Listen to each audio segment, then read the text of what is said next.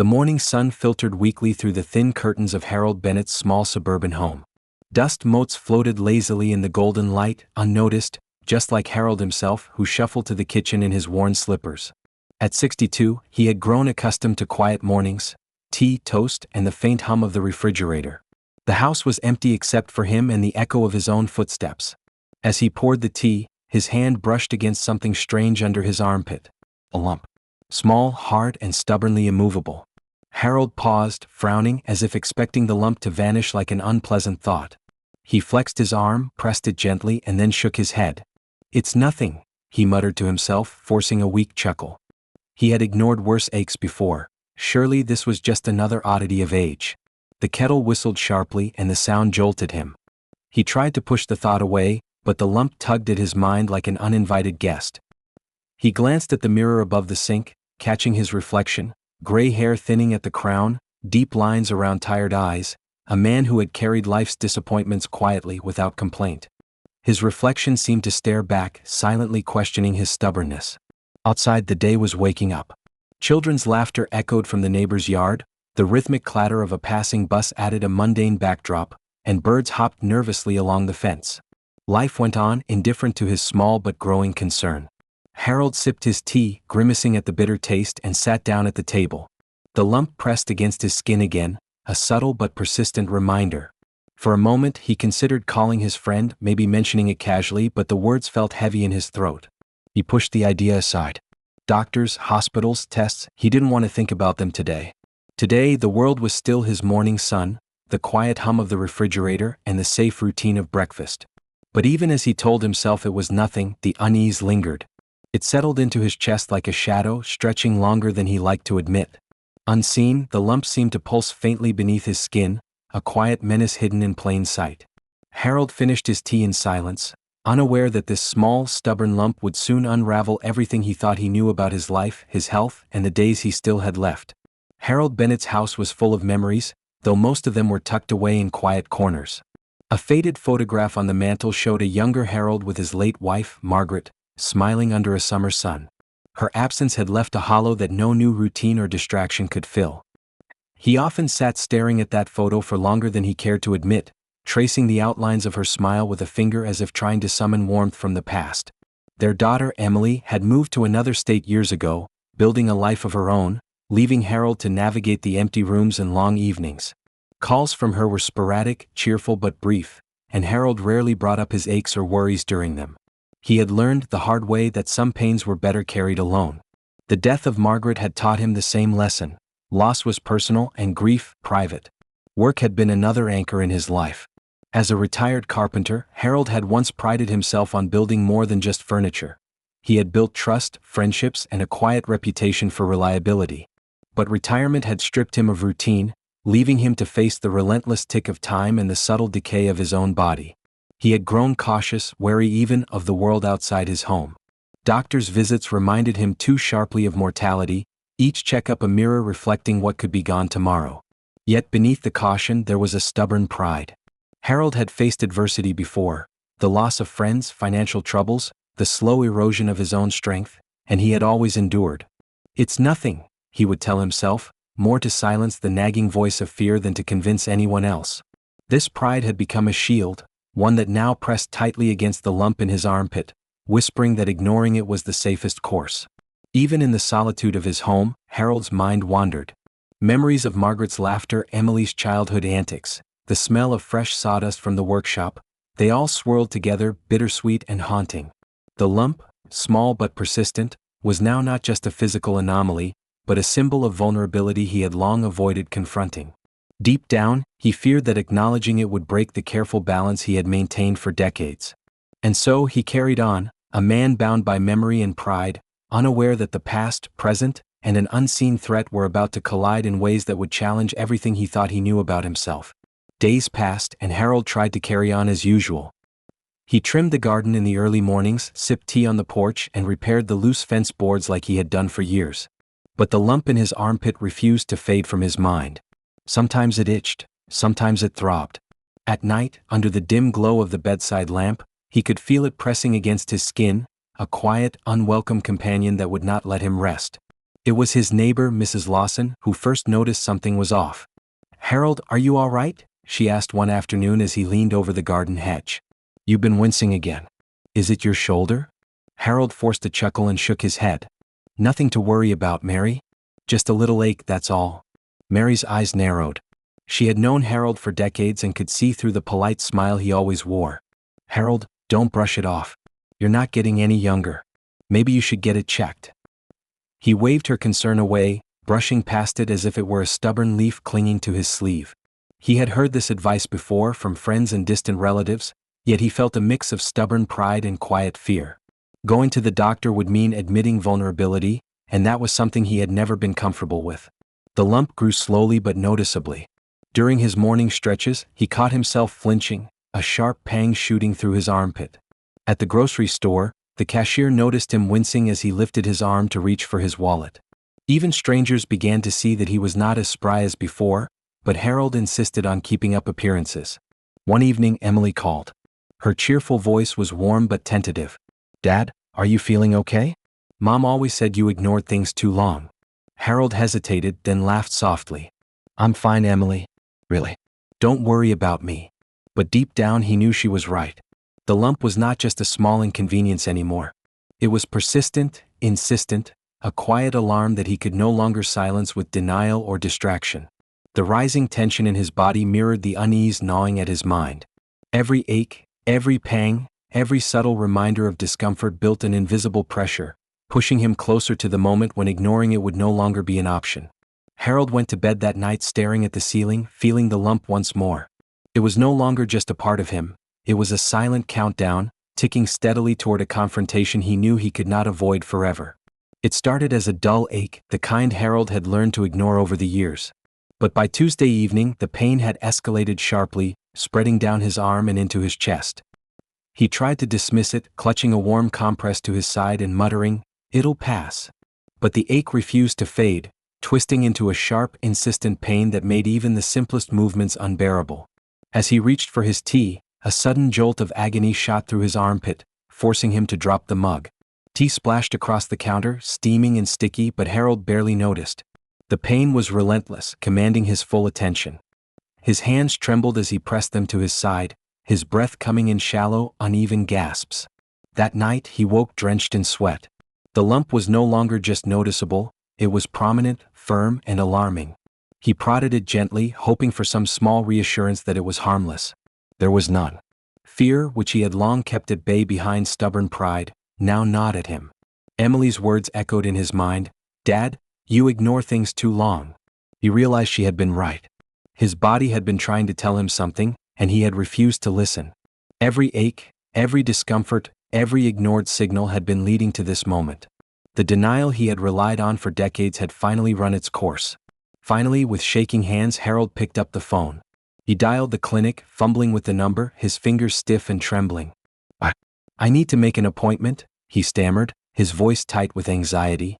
The secretary's calm tone was a lifeline in the storm of his panic. He gave his details, and the earliest available slot was in 2 days. 2 days. It felt like an eternity. By the time he hung up, Harold was exhausted, not just from the physical pain, but from the emotional weight of finally admitting vulnerability. For the first time in years, he confronted the reality he had avoided. Something in his body was wrong, and it was serious. He lay back on the bed, staring at the ceiling, feeling both fear and relief. Fear because he didn't know what was coming, relief because he had finally taken the first step. The small lump in his armpit had broken through his defenses, forcing him to face a reality he had long avoided. And with that realization came a new resolve, a determination to see this through, whatever it might bring. The morning of his appointment, Harold felt a mix of nervous anticipation and lingering dread. He arrived at the clinic early, hoping that being punctual might speed the process. The reception area was crowded, filled with people clutching clipboards and nursing mild irritations. The fluorescent lights flickered overhead, casting a sterile glow over the room. "Mr. Bennett?" a young receptionist called, her tone polite but hurried. Harold stood, shuffling forward, clipboard in hand. A quick glance around revealed a long wait. Patients shifted impatiently in their chairs, coughing, checking phones, exchanging frustrated murmurs. Harold took a deep breath, reminding himself that he had made it this far. At least he had taken action. Hours passed.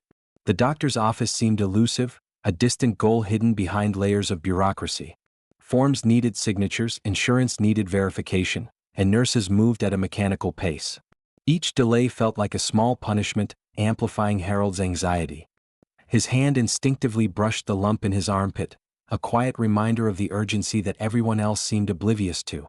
When he finally met Dr. Simmons, a calm but brisk man in his 40s, Harold felt a mixture of relief and apprehension. "We'll take a closer look," the doctor said, gesturing toward the examination room. But even here the process felt clinical, impersonal. Blood tests, measurements, scans, the mechanical rhythm of the hospital was efficient, yet cold. Harold realized that no matter how compassionate individuals might be, the system itself moved at its own pace. The contrast between human concern and systemic delay weighed heavily on him. Nurses offered brief smiles and kind words, but the machinery of bureaucracy, the waiting, the forms, the ticking of the clock, created a tension he couldn't shake. For a man who had avoided vulnerability for decades, it was both disorienting and humbling to be caught in the tide of a system larger than himself.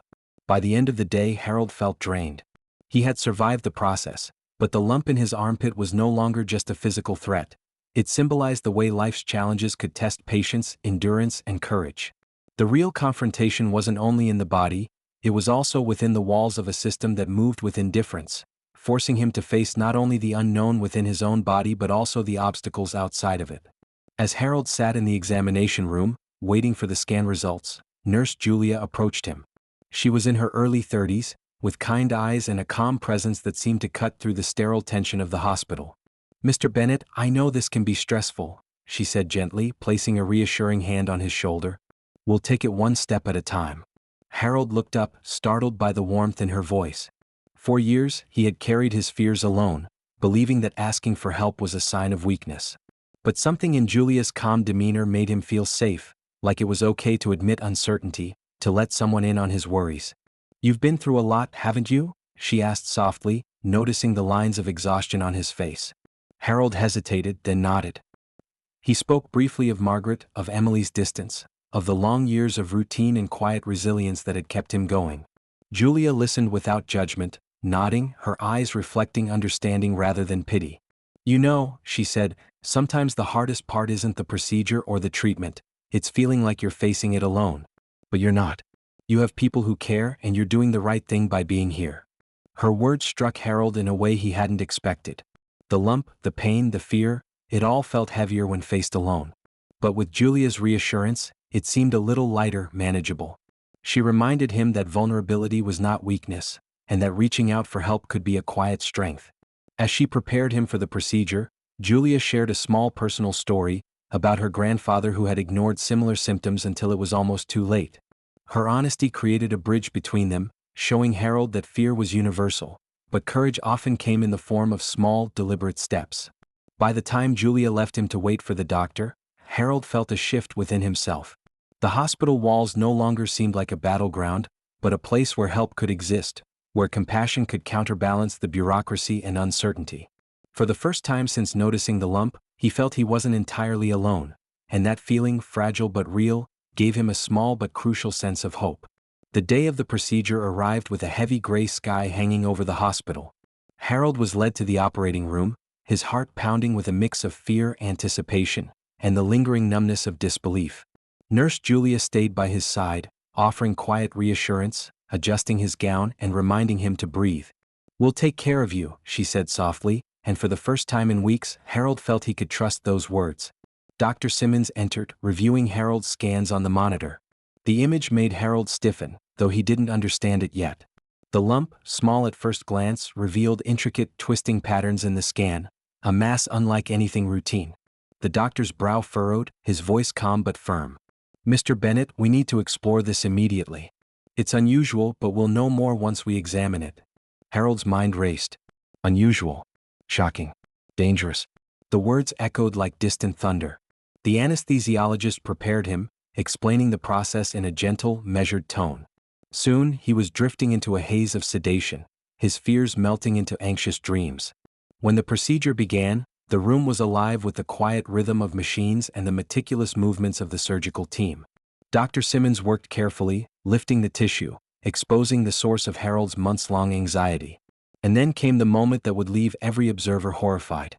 From beneath his skin, the surgeons carefully extracted a writhing, pale mass, clusters of tiny parasitic organisms that had grown unnoticed, feeding silently and spreading inside the tissue.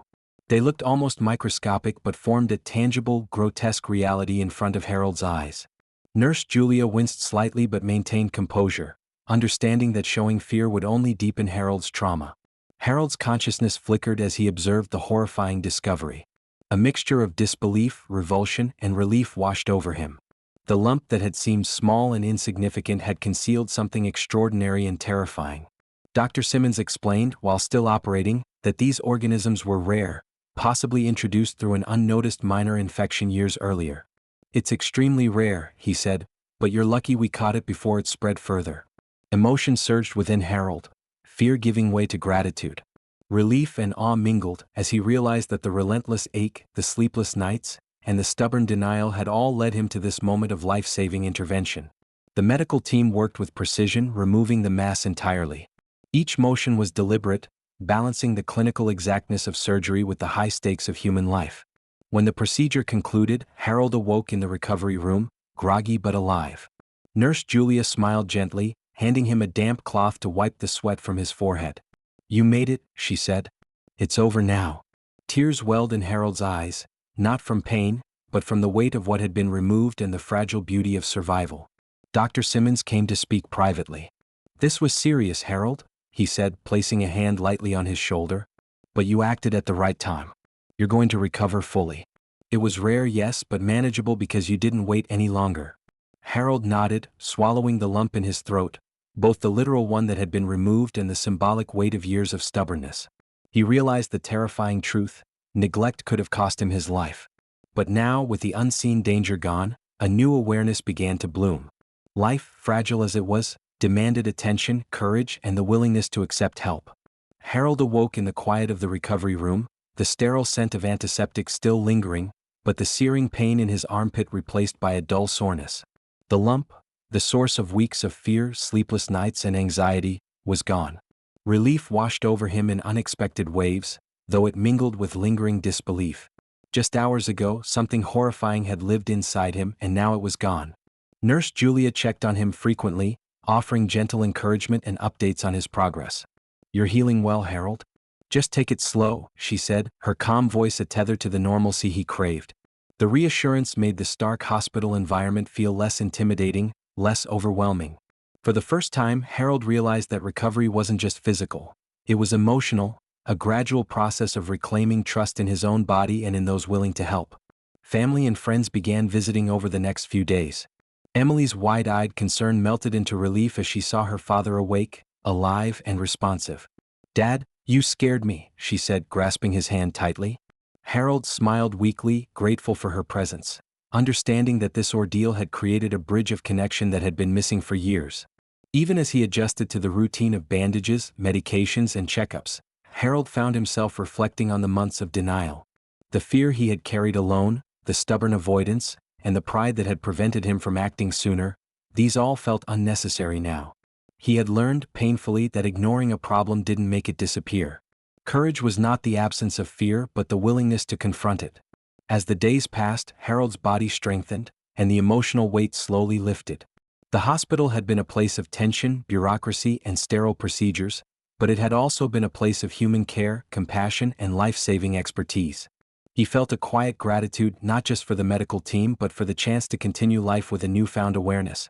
By the time he was discharged, Harold's outlook had shifted. The world outside the hospital walls seemed sharper, brighter, more urgent. Every movement, every small gesture, pouring tea, walking down the street, feeling the sun on his face, carried new significance.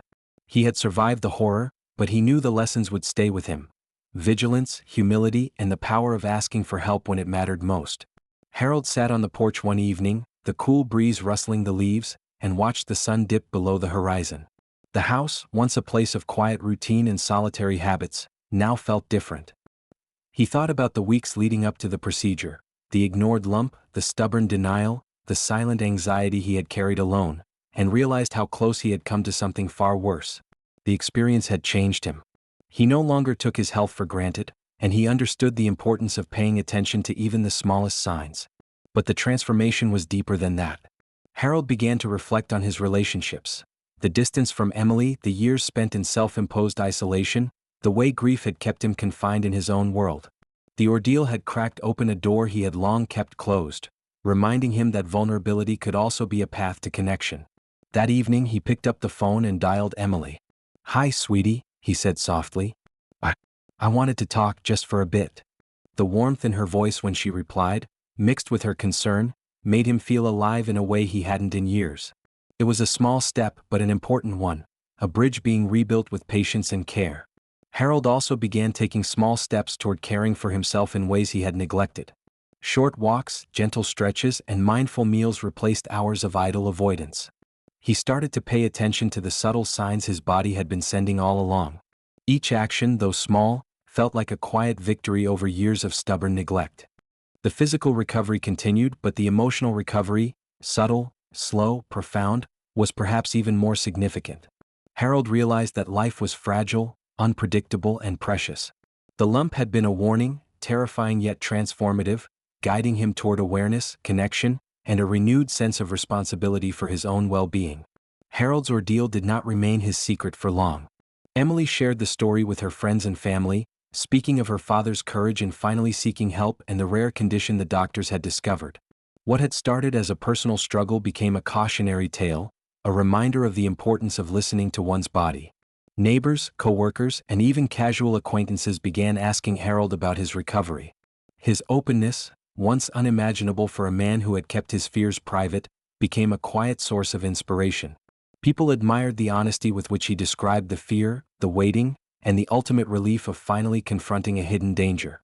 Harold also found himself advising others, gently urging friends to pay attention to their own health. At the local community center, he shared his story during a casual gathering. "I ignored the signs for too long," he admitted, voice calm but firm. "Don't make the same mistake. Listen to your body. Seek help before it's too late." His words resonated not as a lecture but as lived experience, powerful and personal. Even Emily noticed a change in the way people responded. The experience had sparked conversations about health, awareness, and care, topics often avoided until crisis struck. Harold's journey became a ripple, extending beyond his own recovery, influencing choices, perspectives, and habits in subtle but meaningful ways. Through his courage and vulnerability, Harold demonstrated that confronting fear, asking for help, and embracing support could create impact far beyond the self. The tiny lump that had once threatened him now became a symbol, not just of danger, but of awareness, connection, and the power of action. Weeks later, Harold stood in his garden, the sun warming his face, and inhaled the scent of freshly turned soil and blooming flowers. The routine that had once seemed ordinary now felt precious. Each leaf, each blade of grass, each rustle of the wind reminded him that life, fragile and unpredictable, was also beautiful and worth attention. He watched as a young bird landed near the bird bath, hesitating for a moment before drinking. Harold smiled, seeing himself in the small creature, cautious, wary, but finally embracing life despite fear. The garden, once a place of quiet labor and distraction, had become a space of reflection and renewal. Emily approached, carrying a basket of freshly baked bread. "Dad," she said, her voice warm, "you look lighter somehow." Harold chuckled softly, realizing it wasn't just the weight of fear that had lifted, it was the transformation inside him, the awareness and courage born from his ordeal. The lump, once a hidden threat, was now gone, but its lesson remained. Every movement, every breath, every small act of care carried meaning. Harold felt a sense of peace he hadn't known in years, a quiet understanding that vulnerability could coexist with strength, that accepting help did not diminish one's courage. As the sun dipped lower, casting golden light across the garden, Harold reached for Emily's hand. Together they stood in silence, connected, present, and aware. In that simple, shared moment, life felt whole again. The ordeal had left scars, but it had also left clarity, compassion, and a renewed respect for the fragile, precious gift of living. Harold's journey serves as a reminder that the smallest signs in our bodies can carry profound messages. Ignoring them out of pride, fear, or habit can lead to unnecessary suffering, while listening, acting, and seeking help can save lives. Beyond physical health, the story highlights the importance of vulnerability and connection. Asking for help, sharing fears, and allowing others in does not show weakness, it shows courage. Human life is fragile, but it is also resilient, capable of transformation when we choose awareness over denial. Ultimately, Harold's experience teaches us that life is too precious to take for granted. Every ache, every unusual symptom, every quiet whisper of the body deserves attention. But more than that, moments of crisis can awaken empathy, strengthen bonds, and inspire others to care, not just for themselves but for the people around them. Paying attention, embracing support, and facing fears head-on are not just survival tactics. They are the pathways to living fully with awareness, gratitude, and courage.